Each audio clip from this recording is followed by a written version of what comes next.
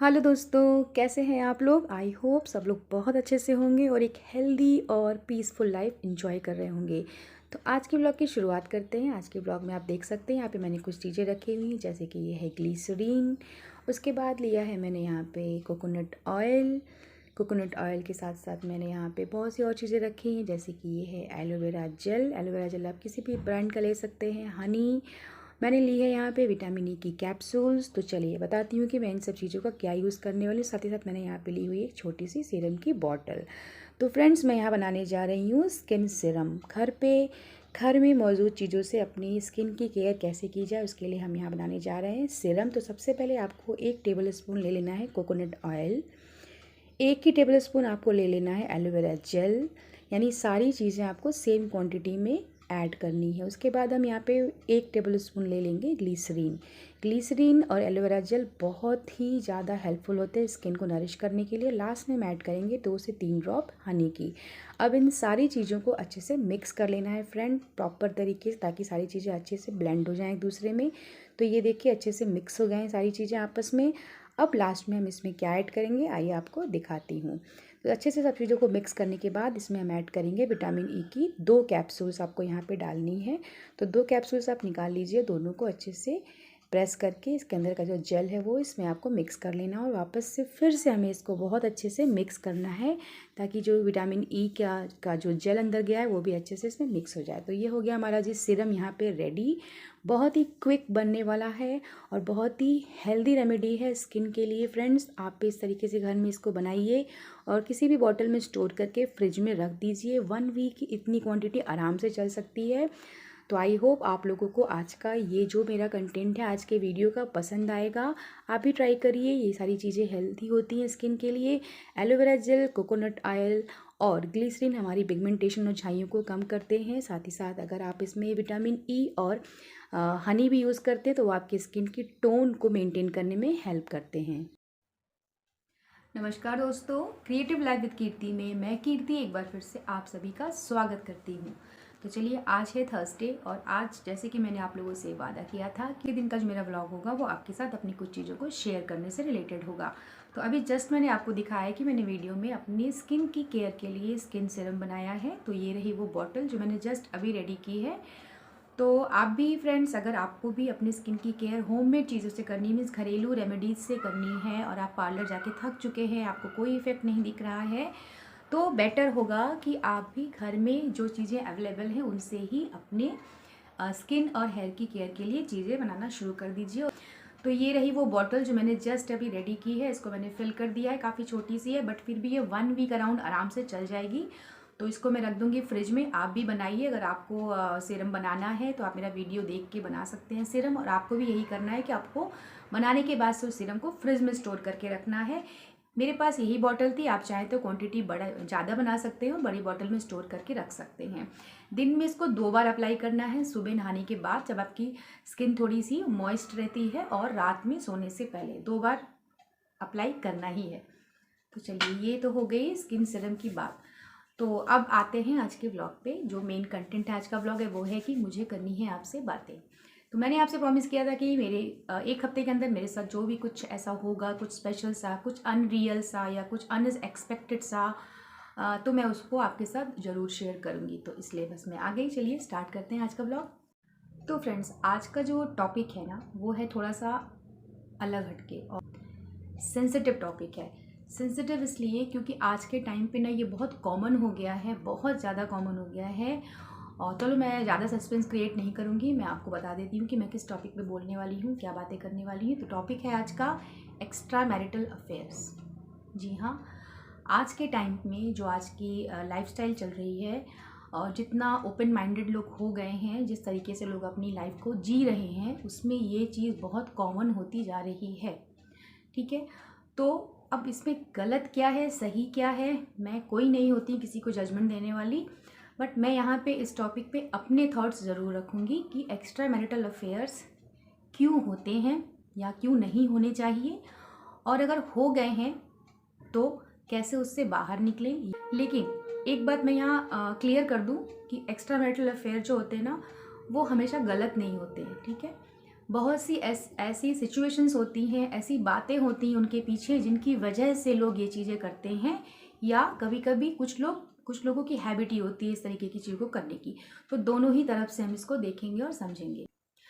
तो मैं यहाँ ये टॉपिक लेके इसलिए आई हूँ ना कि मेरे जानने में हाँ, एक लेडीज़ हैं और काफ़ी well maintained, well settled family है उनकी। मतलब फाइनेंशियली बहुत स्ट्रांग हैं वो लोग, बच्चे अच्छे स्कूल्स में पढ़ रहे हैं, हस्बैंड वेल सेटल्ड हैं, गवर्नमेंट जॉब है, पैसे रुपए की किसी चीज़ की कमी नहीं है, घर में सारी सुख सुविधाएं हैं। फिर भी उस घर की जो लेडी है वो अनसेटिस्फाइड है, वो खुश नहीं रहती है, क्योंकि सब कुछ होने के बाद भी उसको जो चीज़ चाहिए एक्चुअल में वो नहीं मिल रही है, और वो है उसको उसके हस्बैंड का अटेंशन नहीं मिलता। हस्बैंड बिज़ी रहते हैं बहुत ज़्यादा, और बिज़ी रहना अलग चीज़ है, बिज़ी रहना बहुत अच्छी बात है। अगर आप सिर्फ बिज़ी रहते हो तो ये कोई रीज़न नहीं होता आपका इस तरीके की चीज़ों में इंडल्ज होने का या जाने का। आपका बिहेवियर कैसा है आप दोनों के प्रति, हस्बैंड का वाइफ के लिए और वाइफ का हस्बैंड के लिए, ये बहुत मैटर करता है। बिज़ी होना, टाइम नहीं देना, टाइम नहीं निकल पाना, ये सब सेकेंडरी चीज़ है। सबसे बड़ी चीज़ आती है कि आप दोनों एक दूसरे के साथ किस तरीके से एक दूसरे को ट्रीट करते हो। अगर आपके रिलेशन में एक दूसरे के लिए रिस्पेक्ट है, एक दूसरे के लिए अफेक्शन है, एक दूसरे के लिए केयर है, चिंता है, और सबसे बड़ी बात आप एक दूसरे को खोना नहीं चाहते ना किसी भी कीमत पे, तो इस तरीके की चीज़ें, एक्स्ट्रा मैरिटल अफेयर जैसी चीज़ें कोई कभी आपके बीच में ला ही नहीं सकता। प्रॉब्लम कहाँ शुरू होती है? प्रॉब्लम शुरू होती है तब जब दोनों में से किसी एक के पास इन सब चीज़ों की कमी होने लगती है। सपोज़ हस्बैंड बहुत केयरिंग है, बहुत अच्छे से वाइफ के साथ ट्रीट करता है, सब कुछ उसको प्रोवाइड करवाता है, हर चीज़ करता है उसके लिए, बट वाइफ उस तरीके की नहीं है। वो इन चीज़ों को ग्रांटेड लेती है और अपनी ही दुनिया में रहती है, मस्त रहती है।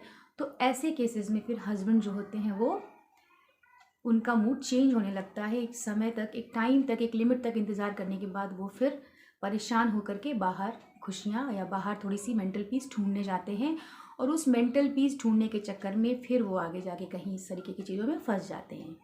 सेम चीज़ होती है लेडीज़ के साथ भी। हस्बैंड अगर बहुत ज़्यादा बिजी रहते हैं और उसके साथ साथ उनका बिहेवियर भी बहुत ज़्यादा ख़राब है अपनी वाइफ के प्रति, तो होता क्या है कि आप घर में आते ही गुस्साने लगोगे, चिल्लाने लगोगे। आप घर में जो आपकी लेडीज़ है, जो दिन भर घर का काम करके आपका वेट कर रही है कि शाम को आप आओगे तो आपसे अपनी बातें शेयर करेगी, कुछ चीज़ें हैं जो आपसे बताना चाहेगी, तो अगर आप उसको टाइम ही नहीं दोगे तो वो उस तरीके की बातें हर किसी से नहीं कह सकती।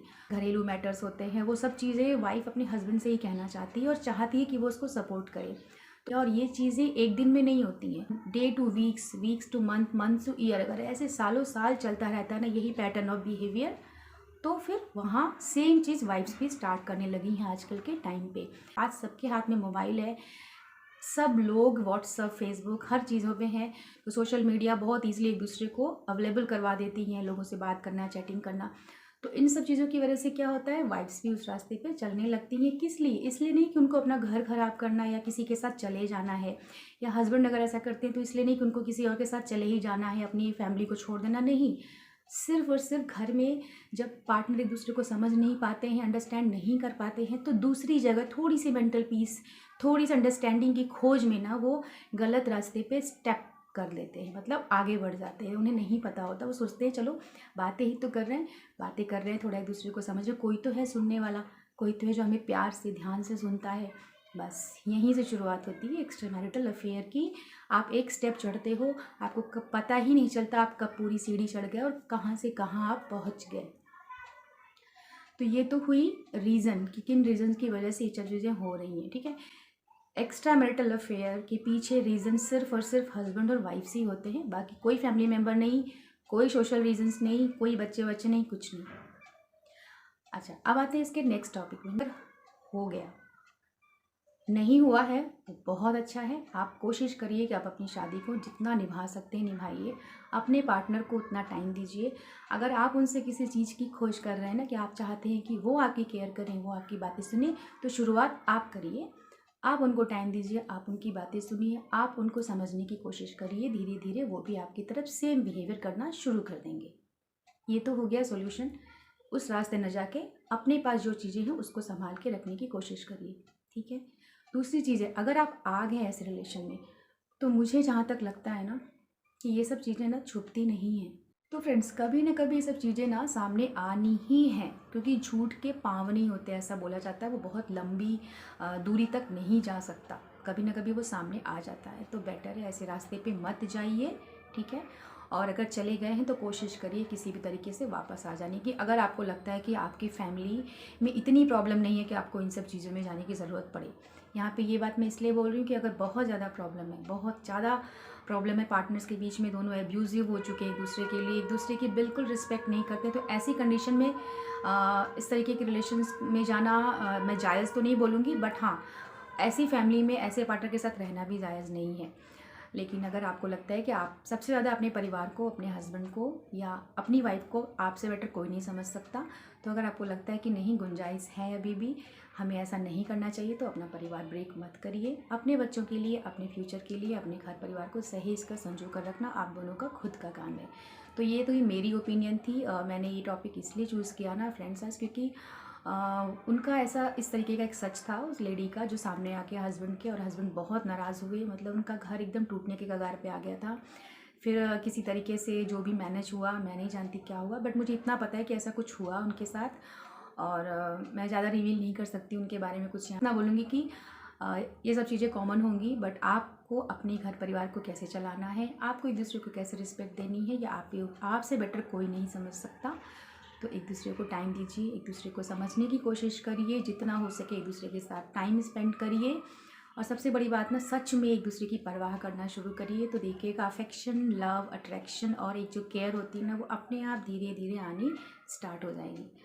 तो चलिए, आज मुझे आपके साथ यही शेयर करना था, क्योंकि मुझे लगा, मुझे मन हो रहा था कि मैं इस पर आपसे बातें करूं, क्योंकि मैंने उनके बारे में नहीं, मैंने बहुत सी जगह ऐसी चीज़ें सुन रखी हैं, तो इसलिए आज मैंने ये टॉपिक चूज़ किया। आज का व्लॉग आपको कैसा लगा बताइएगा ज़रूर। वीडियो चैनल पे अगर न्यू है तो चैनल को सब्सक्राइब किए बिना बिल्कुल मत जाइएगा। क्रिएटिव लाइफ विद कीर्ति में मैं ऐसे ही वीडियोज़ आपके लिए बना के लाती रहूँगी। चलिए, फिर मिलती हूँ किसी न्यू वीडियो में, किसी न्यू क्रिएटिविटी के साथ, क्रिएटिव लाइफ विद कीर्ति में। तब तक के लिए राधे राधे।